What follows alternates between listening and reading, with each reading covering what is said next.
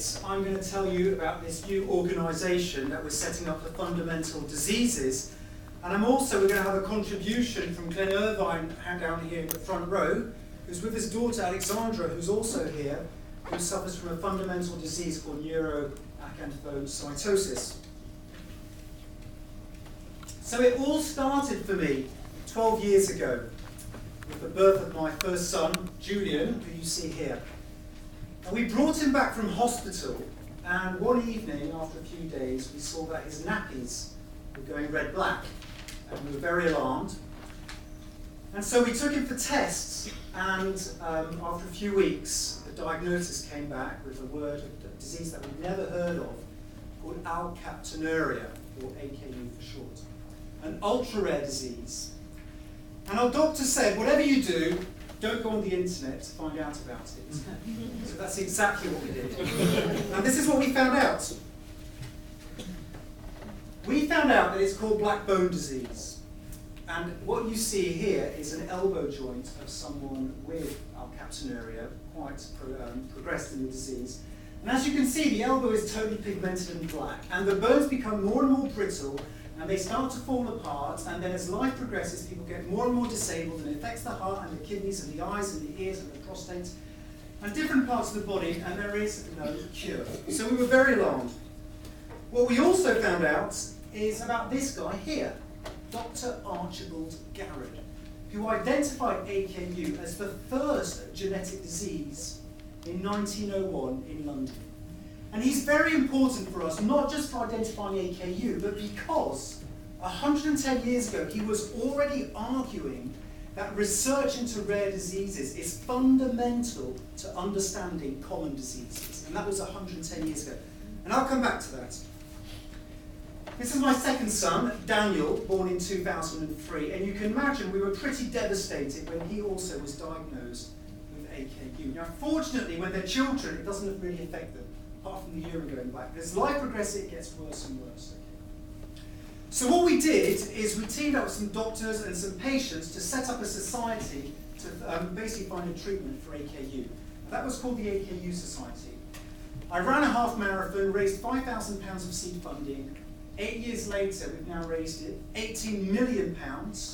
We're on the verge of a cure, and very importantly, we have discovered that AKU, an ultra-rare disease that affects 1 in 500,000 people, so around 60 to 80 million people in the UK, is actually an extreme form of a very common disease, osteoarthritis, that affects 8 million people. And not only that, the research that we're doing on AKU has led to a new understanding of osteoarthritis that we've just published. And so we looked at that and we thought, oh my God, kind of by accident, we found this link between ultra-rare disease and common disease. And we looked around and we saw that no one was systematically studying these fundamental diseases to actually find new treatments and new ways of understanding common diseases. And we went to see all the big funders like the MRC, and they have no programs to actually do this. So we thought, well, we'll set it up ourselves. And that's why we decided to set up Findacure, because we believe that the study of fundamental diseases is a gateway to understanding common diseases, and that the current medical paradigm that only studies common diseases is broken. There are no new blockbuster drugs. There's only very tiny advances being done on heart disease and common diseases. We need a new way of doing this, and that's why we're doing Findacure. So before I hand over briefly to Glenn, who's going to explain about his experience with an ultra-rare disease, just a few more things to convince you. Statins. You've all heard of statins, used widely to treat cholesterol, which is a major risk factor in heart disease. Well, these were originally developed for a very rare disease called familial hypercholesterolemia, and by chance was then found to actually be useful for very common condition. That's statins. So originally developed for a fundamental disease. Bisphosphonates, used widely for bone disorders, including osteoporosis. Originally developed for a very rare disease called hypophosphatasia. Again, just by chance, okay? So what we believe is that by systematically studying these fundamental diseases, we'll be able to unlock our understanding of common diseases. So I'll now hand over to Glenn, who's going to come over and explain about his experience and Alexandra's experience with neuroacanthocytosis, which is a fundamental disease for Parkinson's. I'm here ready to support the notion of Nick. probably everyone in the room has had some experience with Parkinson's disease.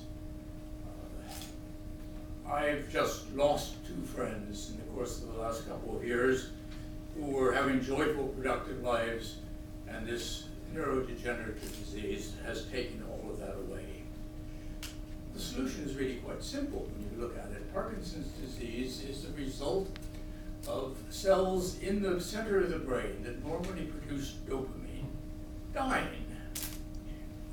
The solution should be that simple. How do we stop these cells from dying? Well, one of the problems with Parkinson's disease is that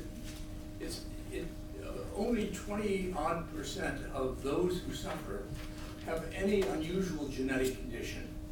Medicine, and those are spread over a number of genes, medicine hasn't found out why these cells die. Now, if we could do that, then we would have some permanent solution for it.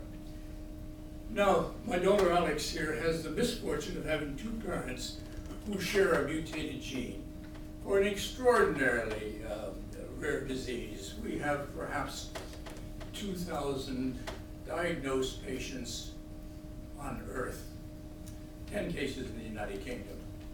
It's a disease that's caused by the mutation of a gene whose function we don't understand.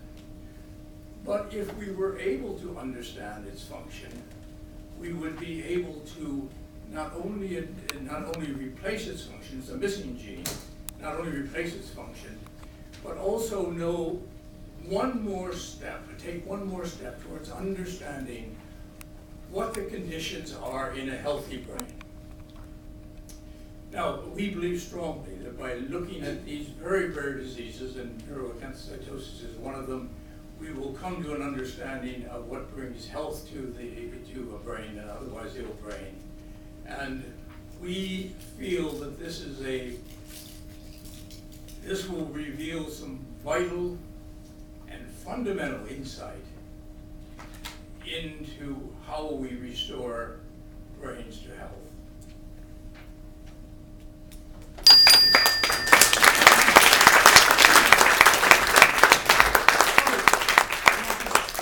One point, William Bateson, famous Cambridge geneticist, said 100 years ago, treasure your exceptions, because he knew that the study of exceptional diseases was a way of curing common diseases. So that's why we're asking you to support Findacure with some seed funding to then allow us to scale this up and to raise millions to find cures for many diseases.